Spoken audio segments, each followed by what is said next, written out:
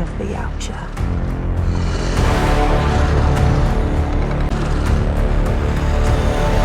Dek's journey in Predator Badlands unfolds as a tragic, brutal, and ultimately liberating coming-of-age story set against the unforgiving values of Yautja culture. This movie uses Dek's exile and survival to delve into inherited violence, the meaning of strength, and the possibility of redefining identity when one's origin is built on rejection. From the start, Dek is positioned not simply as weak, but as a runt whose very existence challenges a civilization that equates worth with physical dominance and relentless conquest. His story is not about becoming the greatest hunter in the traditional sense, but about unlearning the lie that survival must be earned through cruelty. On Yautja Prime, Dek lives under the constant weight of being lesser. His father is not merely a clan leader, but the embodiment of Yautja culture. His father's worldview leaves no room for nuance. Strength is visible and enforced through fear.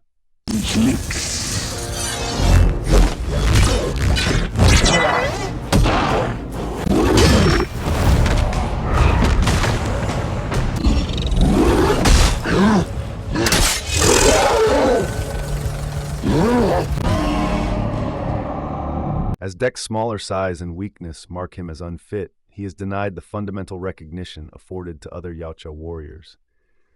This denial is not passive, it is systemic, reinforced daily through ritual, expectation, and silence.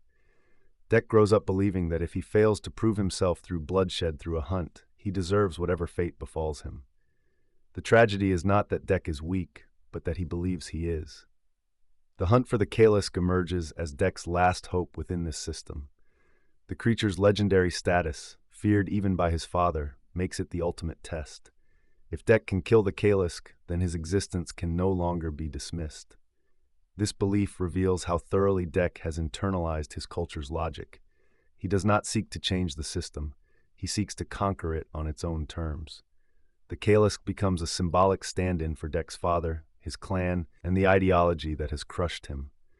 To kill it would mean to silence every voice that ever called him unworthy. Alice Howe.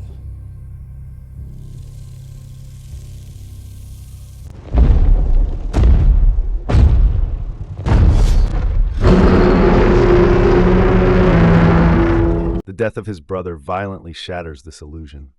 His decision to save Dek is the single act of unconditional love Dek experiences within his family, and its consequences are devastating.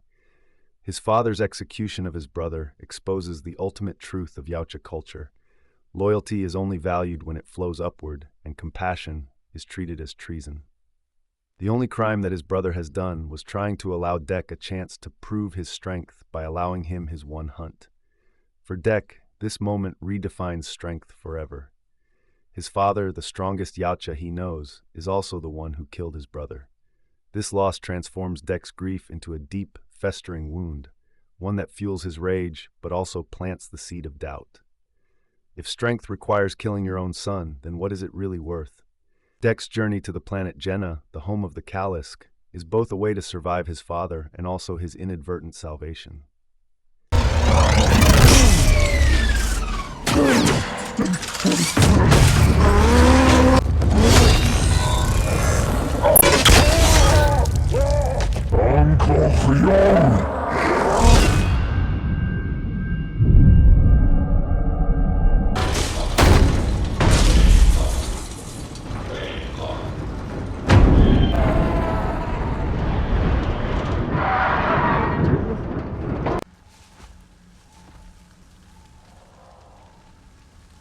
Stripped of weapons and technology, he is forced to survive without the tools that once defined his identity.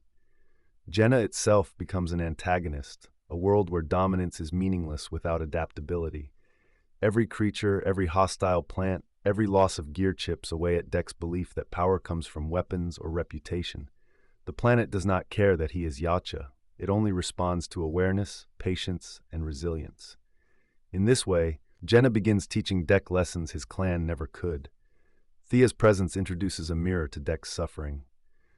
As an android, she too exists under a hierarchy that demands obedience and punishes deviation. Yet unlike Dek, Thea has already begun questioning her assigned purpose. Her alliance with Dek is initially pragmatic, but it evolves into something far more intimate, a partnership born of shared abandonment.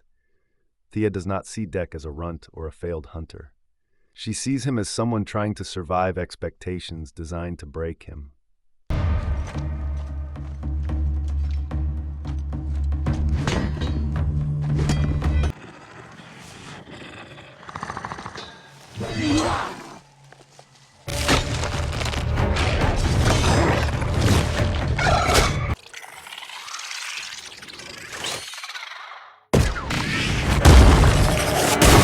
Waits for the needles to paralyze you, then eats you while you can't move. Callisk. You're hunting the Callisk. Here's my proposal. You take me along with you, and I'll guide you to its den. I can survive on my own. But who would want to survive on their own? You're not alone. I'm with you. This reframing is profound. For the first time, Dek is valued not for his potential to kill, but for who he is. The lesson of the wolves is a turning point in Dek's internal struggle. Thea's description of the Alpha as protector challenges everything Dek has been taught.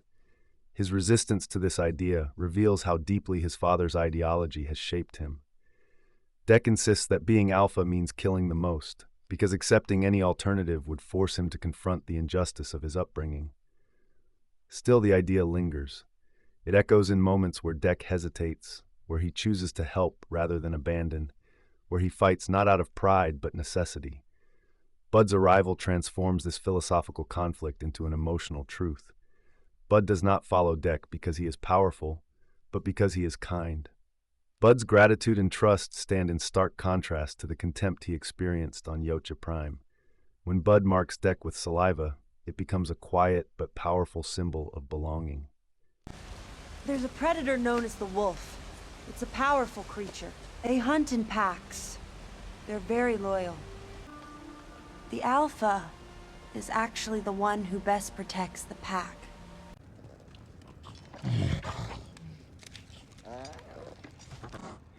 I think she's marking you. She wants you to be a part of her clan. He has been claimed, not by dominance, but by connection.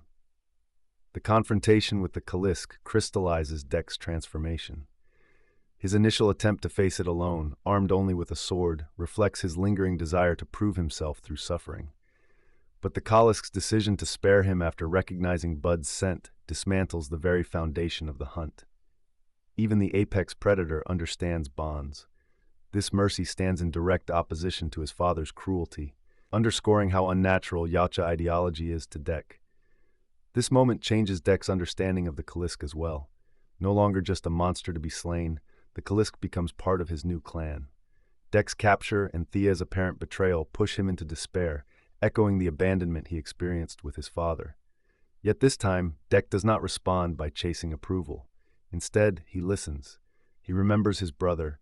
He remembers the wolves. He chooses to fight for someone rather than against something.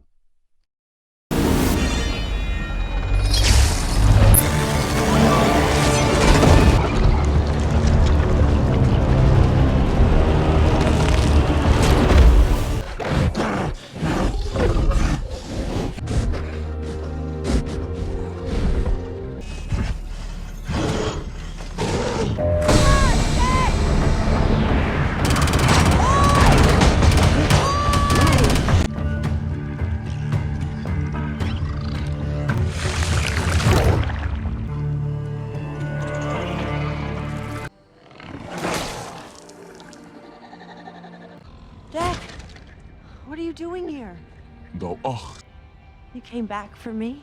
His rescue of Thea and the Callisk represents the complete rejection of his former beliefs. Strength, for Dek, is now measured by what he protects. The assault on the base showcases Dek as a fully realized leader. He adapts, improvises, and coordinates, getting help with the creatures on the planet, embodying the very traits his clan dismissed as weakness. His confrontation with Tessa mirrors his conflict with his father. Both represent blind obedience to systems that dehumanize. Dek's return to Yautja Prime is not a homecoming, but a reckoning. Dek no longer flinches.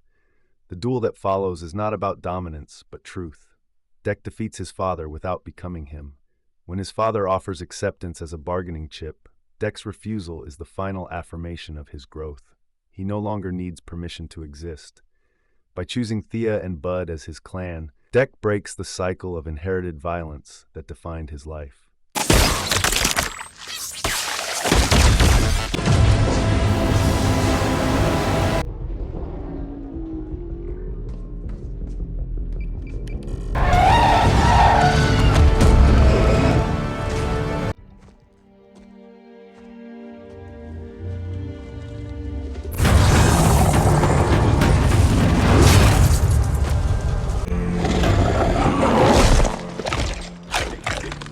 The runt who once hunted the Kalisk to prove his worth becomes a leader who defines worth through loyalty, empathy, and choice. Predator Badlands ultimately frames Deck's journey as a rejection of toxic tradition and a reimagining of strength itself. In a universe obsessed with the hunt, Deck's greatest victory is not the enemies he defeats, but the family he builds, and the future he refuses to let be shaped by the cruelty of his past.